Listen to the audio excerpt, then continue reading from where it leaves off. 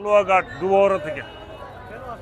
আমি আসছি, এনে একটা দাওয়াত আছে, ছেলে দেখার জন্য আসলাম। পরে এই মসজিদে এসে নামাজ পড়লাম, ভালো লাগলো, খুব খুশি লাগলো।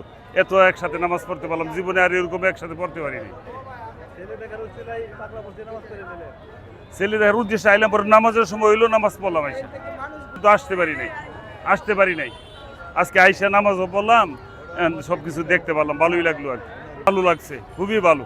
এত মানুষ একসাথে নামাজ কবুল হইতে পারে, দোয়া কবুল হইতে পারে, এরকম বিশ্বাস লাগছে মনটা মধ্যে যে আল্লাহ মাফ করে দিতে পারে, এই ছিল। ছেলে দেখতে আইছি, বাস্তিব জামাই, ইনশাল্লাহ হইতে পারে, গিয়ে দেখবো এখন নামাজটা পড়ে নিল। জি আলহামদুলিল্লাহ। আমি যদিও আগেও আসছি, এর আগে আমি ময়মনসিংহের হালুয়াঘাট থানা থেকে আসছি।